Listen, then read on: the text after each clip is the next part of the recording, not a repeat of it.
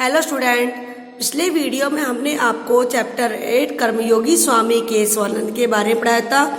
उसमें हमने आपको स्वामी केशवानंद के जन्म का परिचय और उनके बचपन में जो परिस्थिति जिस परिस्थिति का उन्होंने सामना किया था उसका वर्णन किया था। तो आज हम इसी चैप्टर को कंटिन्यू रखेंगे। आप लोग ध्यान से वीडियो देखिए बेटा।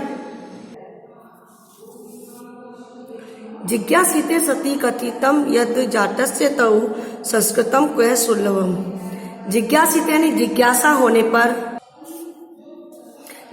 होने पर कहा गया कि जाट के लिए संस्कृत सीखना कहाँ आसान है। सुलभ मतलब आसान। संस्कृतम इसी संस्कृत चाहते हो ते साधु बहु तो साधु बन जाओ। यदि तुम संस्कृत पढ़ना चाहते हो तो साधु बन जाओ। सदनु तब 1961 में तमे शताब्दी यानी 1904 में फाजलिका नगरे संस्कृत अध्येतुम उदासी संप्रदाय से स्वामी कुशलदास शिष्य साधुत्वम च अंगीकृतम। उसके बाद उसने 1904 में फाजलिका नगर में संस्कृत का अध्ययन करने के लिए उदासी संप्रदाय के स्वामी कुशलदास का शिष्य बनना और साधु बनना स्वीकार किया।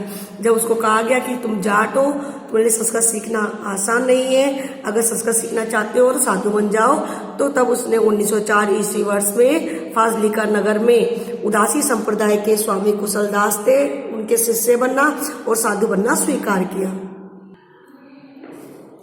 तत्र गुरुमुख लिपिया गण साहिबे इत्यस्य पठने च पाठम अधिगतम।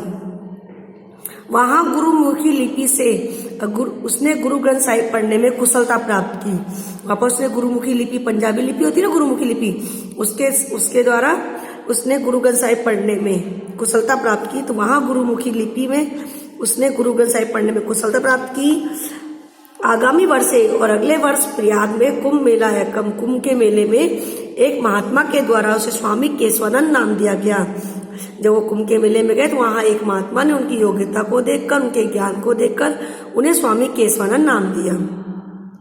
गुरु की आज्ञा से संस्कृत का अध्ययन करने के लिए वह अमृतसर भी गए और हरिद्वार भी रहे। देशाटन कुर्वता स्वामिना नगराणाम तीर्थानाम मंदिराणाम मठानाम आश्रम विश्वविद्यालयनाम पुस्तकालयनाम संग्रहालयनाम वनानाम पर्वतानाम नदीनाम ऐतिहासिक स्थलानाम अध्ययनम अपि कृते हैं। देश का भ्रमण करते हुए स्वामी जी नगर, तीर्थ, मंदिर, विद्यालय, पुस्तकालय, संग्रहालय, वन, पर्वत, नदी और ऐतिहासिक स्थानों का भी उन्होंने अध्ययन किया। देश का भ्रमण करते करते वो उन सबने इन सब का भी अध्ययन किया। स्वयं शिष्य से गण महिमा परम पीते। अपने शिष्य के गुणों की महिमा से प्रसन्न होकर गुरु कुशलदास ने स्वयं अपने जीवित काल में ही आश्रम का स्वामी केशवानंद को दे दिया।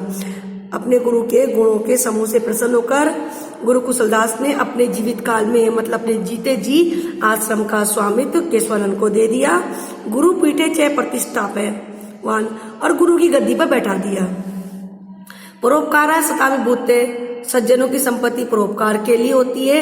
इति दिया समाधे, ऐसा मानकर उसने विभूता नाम विभूगे अपनी संपूर्ण संपत्ति का उपयोग, जो मठ की संपत्ति थी ना, आश्रम की संपत्ति, उसका उपयोग करके उर्दू प्रधान फाजलिका क्षेत्र में राष्ट्रीय भाषा का प्रचार का कार्य आरंभ कर दिया।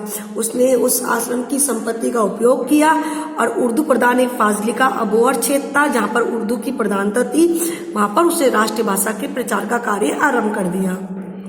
तावत आश्रम में वेदांत पुष्पवाटिका इत्याख्या सार्वजनिक हिंदी पुस्तकालय से वाचनालय से प्रारंभ करते हैं। फिर इसके बाद उसने आश्रम में ही वेदांत पुष्पवाटिका और सार्वजनिक हिंदी पुस्तकालय वाचनालय आरंभ किया। पश्चात तत्रैव एका संस्कृत पाठशाला भी स्थापिता। उसके पश्चात उसने वहीं पर संस्कृत पाठशाला भी स्थापित की। अबोहर नगरे नागरी प्राचीरानी सभा प्रारंभ है। अबोहर नगर में उसने नागरी प्राचीरानी नाम की सभा प्रारंभ की। सहयोगे साहित्य सदनेन, जनता के सहयोग से उसने साहित्य सदनम अबोहर नामक संस्था की भी स्थापना की। किसकी स्थापना की जनता से? साहित्य सदनम अबोहर नामक इस संस्था की। साहित्य सदनम संस्था का नाम है, अबोहर उस क्षेत्र का नाम है। उस संस्था को आरंभ किया जिसकी तुलना रविन्द्रनाथ ठाकुर शांति निकेतन के समान थी। वो संस्था कैसी थी? रविन्द्रनाथ ठाकुर ने की थी ना शांति निकेतन संस्था की स्थापना, तो उस संस्था के समान थी और इसके समान कार्य करती थी। यन माध्यमेन च ग्राम्य क्षेत्रेषु, जिसके माध्यम से उसने ग्रामीण क्षेत्रों में 25 तो विद्यालय, 25 विद्यालय, पुस्तकालय और साहित्य प्रकाशन के लिए दीपक प्रेस की भी स्थापना की। दीपक प्रेस मतलब जहाँ पर प्रिंटिंग प्रेस करते हैं। साहित्य सदन साहित्य सदन में ए स्वामी ने 30वां अखिल भारतीय हिंदी साहित्य सम्मेलन का आयोजन किया। 30वां अखिल हिंदी साहित्य सम्मेलन का आयोजन किया। हिंदी सेवा स्वामी ने साहित्य वाचस्पति च राष्ट्र गौरव इत्यादि उपाधि प्रदत्त है। हिंदी सेवा के लिए स्वामी को साहित्य वाचस्पति और राष्ट्र गौरव ये 2 उपाधि दी गई। केशवानंद से हिंदी प्रचार कार्यम एकम सुफल एतद आसीत। केशवानंद के हिंदी प्रचार कार्यों का एक अच्छा परिणाम ये निकला कि देश विभाजन के समय पंजाब का जो फाजिल्का क्षेत्र था वो पाकिस्तान जाने से रोक लिया गया। केशवानंद के हिंदी प्रचार कार्य का सबसे अच्छा परिणाम ये निकला कि देश विभाजन के समय पंजाब का जो फाजिल्का क्षेत्र था पाकिस्तान जाने से रोक लिया गया। स्वतंत्रता आंदोलन अपनी सक्रिय स्वामी केशवानंद से अनेक वारम वर्षाणी यावत कारागारे अपनी निबंधे। स्वतंत्रता आंदोलन में भी सक्रिय स्वामी केशवानंद अनेक वर्षों तक कई बार जेल में बंद रहे। शिक्षा प्रसार है। शिक्षा के प्रसार के लिए स्वामी जी ने ग्रामोत्थान विद्यापीठ सगरिया नामक संस्था की स्थापना की थी। संस्था का नाम था ग्रामोत्थान विद्यापीठ सगरिया। मोस्ट है ये ग्रामोत्थान विद्यापीठ सगरिया की स्थापना की। पहले इसका नाम जाट विद्यालय था। पहले इसका नाम क्या था? जाट विद्यालय, अपनी जाति के नाम पे रखा था। बाद में उसने इसका नाम ग्रामोत्थान विद्यापीठ सगरिया रख दिया। इसके द्वारा उसने ग्रामीण क्षेत्रों में 300 शिक्षाशाला, 50 छात्रावास स्थापित किए। शिक्षा के क्षेत्र में स्वामी जी का जो परिश्रम है पंडित मदन मोहन मालवीय के पुरुषार्थ को याद दिलाता है। योग्य स्वामी जी शिक्षा संत इस उपाधि से विभूषित भी हुए थे। समाज सुधारक केशवानंद मरु प्रदेश से व्याप्ता नाम मृत्यु बोझ है। समाज सुधारक केशवानंद मरु प्रदेश में यानी मरुस्थल प्रदेश में फैली हुई मृत्यु बोझ, बाल विवाह, नारी उत्पीड़न, दहेज प्रथा, इसका अर्थ दहेज प्रथा और घूंघट प्रथा, छुआछूत, शराब का सेवन, इन कुप्रथाओं को रोकने के लिए हमेशा वो जागृत रहते थे, सचेत रहते थे। स्वामीनो जीवनम सर्वपंथ सद्भाव से निर्देशनम आसीत। स्वामी जी का जो जीवन था ना सभी धर्मों के सद्भाव का उदाहरण है। मतलब सभी धर्म को समान मानते थे। अयम ही जाट यह जाट जाति में उत्पन्न हुए थे, फिर भी सिख नानक देव से पुत्रेन श्री चंद्रेन परिवर्तित उदासीन संप्रदाय थे। फिर भी उन्होंने नानक देव जो है उनके पुत्र श्रीचंद थे, उनके द्वारा चलाए गए उदासी संप्रदाय की उन्होंने दीक्षा ली थी। गुरु ग्रंथ से उत्तम पाठी, ये गुरु ग्रंथ सबसे उत्तम पाठी भी थे। एकादश वार्षिक 11 वर्षों की साधना से उन्होंने 11 वर्ष तक इन्होंने गुरु ग्रंथ साहिब पंजाबी लिपि आदि सब सीखी। उसके बाद उन्होंने 11 वर्ष की साधना से उन्होंने 700 पन्नों की सिखों के इतिहास के लेखन का कार्य किया। मतलब कि उन्होंने 700 पन्नों वाली एक बुक लिखी। उस बुक में उन्होंने सिखों का पूरा इतिहास लिखा। विभाजन काल के समय हिंसा में शतनाम मुस्लिम बंधुनाम चिकित्सा कारिते।